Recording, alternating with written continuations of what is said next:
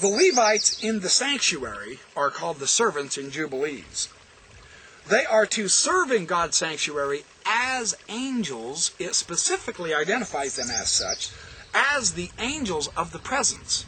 So, where in Jubilees, Levi is to serve in his sanctuary, the priests are themselves to be the sanctuary in the Qumran community. Wow! That is really interesting.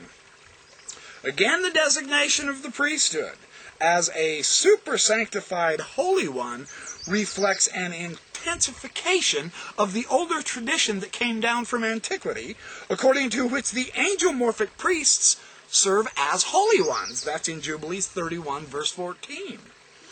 So this understanding of the human priesthood at Qumran is a throughout liturgical form in the Songs of the Sabbath Sacrifice. Now, this is another Qumran manuscript. Carol Newsom has been the main editor and expositor of the Song of the Sabbath Sacrifice. He notes that it is the human worshippers in the Song of the Sabbath Sacrifice, not the superhuman angels. It is the human worshippers themselves that are designated as Elohim. They are gods. Wow. They are the ministers, the priests, the chiefs, and the like. Passing comment by J.T. Millicky says on page 307, first introduced the text, a fragment of 4Q 543. Now this is the visions of Amram. And this says, you will be God, or you will be a God, and an angel of God you will be called. This was addressed to Aaron in this Song of Amram. Very interesting. Also noteworthy is the 4Q Testament of Levi, where he says a passage has been used as the suffering servant of Isaiah in Isaiah 53 to describe a heavenly high priest. The priest's suffering is indisputable heavenly, since his word is like the word of the heavens. That's because he bears the heavens' glory. And his eternal sun will shine, and its fire will burn in all of the comers of the earth. Boy, this is powerful material here. Okay. I'm going to sit here by this rock for a few minutes. Page 307.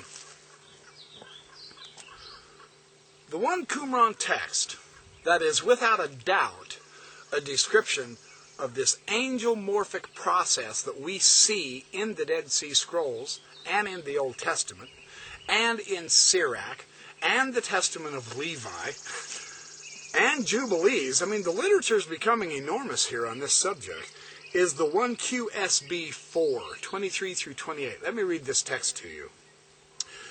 And to raise up at the head of the holy ones, and your people to bless your bearer in your hand. The men of God's counsel, here we go, the men of God's counsel, this is God's counsel, the counsel of the God's theme. The men in that counsel, not by the hand of a prince, by each man for his fellow, and may you be as an angel of the presence in the abode of holiness, for the glory of the God of hosts, you will be round about serving in the palace of the kingdom. And may he cast the lot with the angels of the presence, and a common counsel for eternal time, and for all the glorious end times, because true are all his judgments. And the counsel of God is all about judgment, you see, and justice. This theme of the counsel of the gods, the deification of mankind, all wrapped up in this one document. And we participate in it. It's not in spite of us, it includes us, humanity. May he make you holy among his people, and to give light for the world in knowledge, and to illuminate the face of the many, a diadem for the Holy of Holies, because you are made holy for him, and shall make glorious his name and his holiness. I mean, criminy, that could be a fabulous sacrament meeting talk, couldn't it? That's phenomenal.